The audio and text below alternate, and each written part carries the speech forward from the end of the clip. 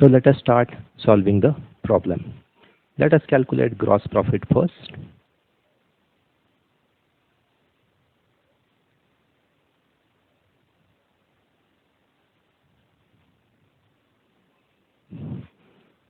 Now gross profit ratio is gross profit upon net sales into 100.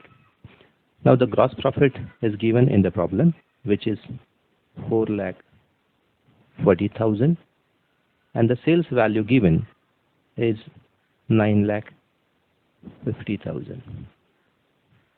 So 4,40,000 upon 9,50,000 into 100, so it becomes 46.31%. So this was the first ratio. Let us calculate the second ratio. The second ratio is net profit ratio. So the net profit ratio is equal to net profit upon net sales into 100. So the net profit is given in the problem, that is 2,60,000, and the net sales is 9,50,000 into 100. So 2,60,000 upon 9,50,000 into 100, it becomes 27.36%. Let us move forward and calculate the third ratio. The third ratio is stock turnover ratio. Stock turnover ratio can be calculated by cost of goods sold upon average stock.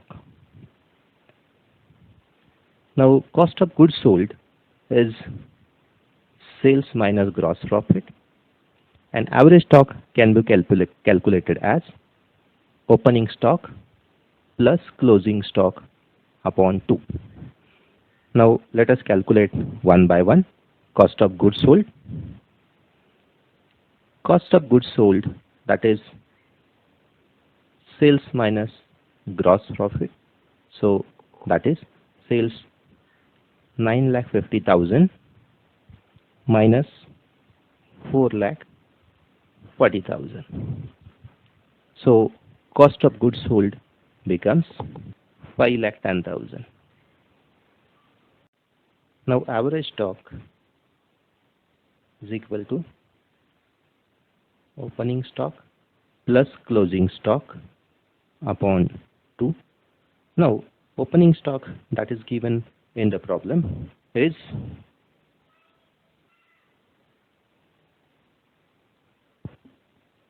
99,500 plus closing stock is 1,50,000 upon 2.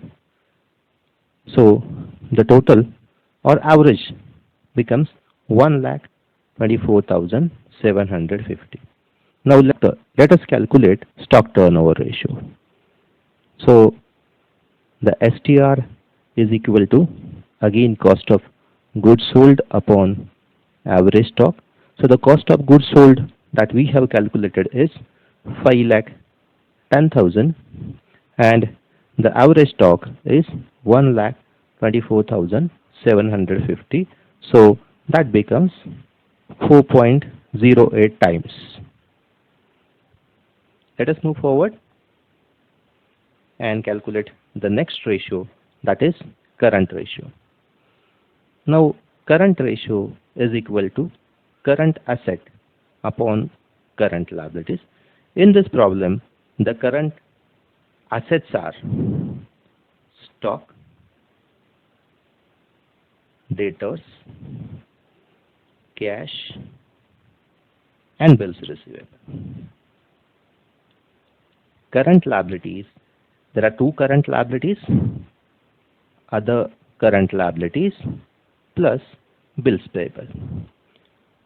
Now let us write the value for each and everything.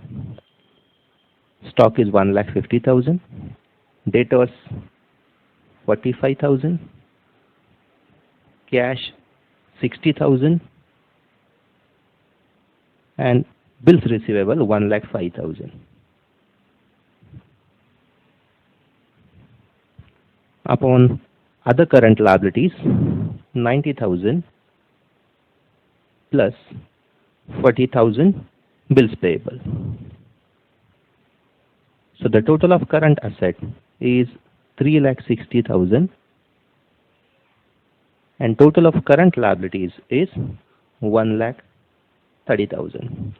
So current ratio becomes 2.76 is to 1. Likewise, liquid ratio can be calculated. Liquid ratio is equal to liquid asset upon liquid liabilities. Now, out of the current asset, stock will be excluded. That is not a liquid asset. So, debtors plus cash plus bills receivable upon current liabilities, that will remain same, that is other current liabilities plus bills payable.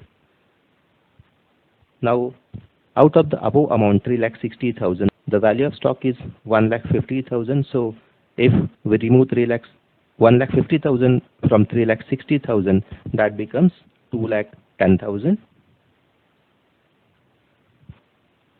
And current liabilities and liquid liabilities are same, so the total remains 1,30,000. Therefore, liquid asset upon liquid liabilities, so it becomes 1.61 is to 1. So that's all.